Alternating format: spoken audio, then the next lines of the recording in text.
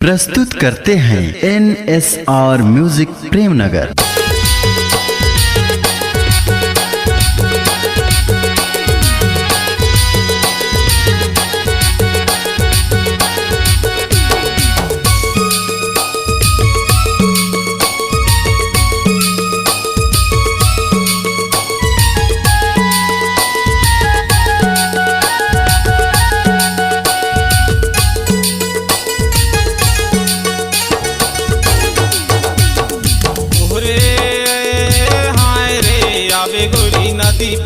आवे गोरी नदी पारे करमाना चाहूँ या कलधारे।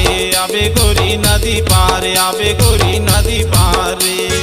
हाय हाय हाय रे नदी लबो ना मारे, नदी लबो ना मारे रे। कैसे किया हूँ नदी पारे, नदी लबो ना मारे, नदी लबो ना मारे रे। ओरे हाय रे आवे गोरी नदी पारे, आवे गोरी नदी पारे करमाना चाहूँ या कलधारे। आवे गोरी नदी पारे, आवे गोरी नदी पारे।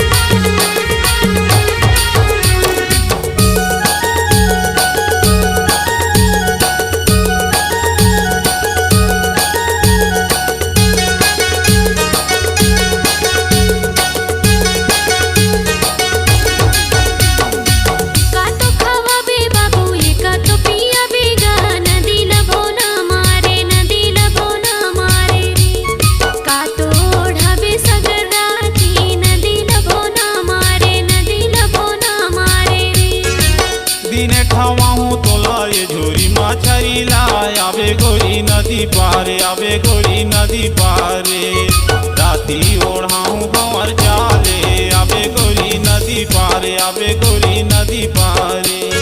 हाय हाय हाय गा नदी लबो ना मारे, नदी लबो ना मारे रे। कैसे के ना को नदी पारे, नदी लबो ना मारे, नदी लबो ना मारे रे। ओरे हाय रे आवे गोरी नदी पारे, आवे गोरी नदी पारे करमाना चाहूँ या कलधारे। आवे गोरी नदी पारे, आवे गोरी नदी पारे।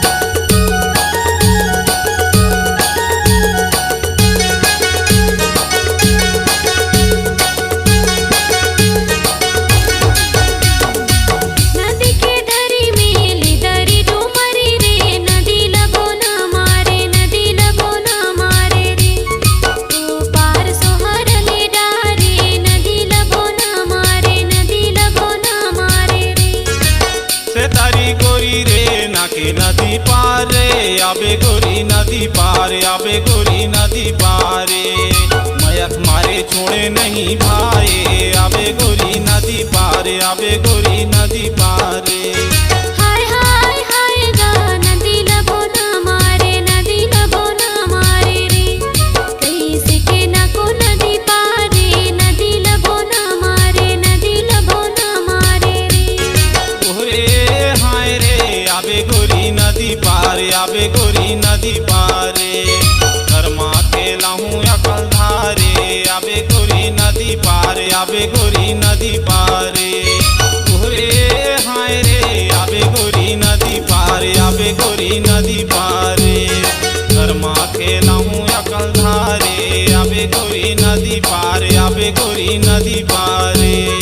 हाय हाय हाय गा नदी लबो ना मारे, नदी लबो ना मारे रे। कैसे के ना को नदी पारे, नदी लबो ना मारे, नदी लबो ना मारे रे। कर्मा के लाहूँ या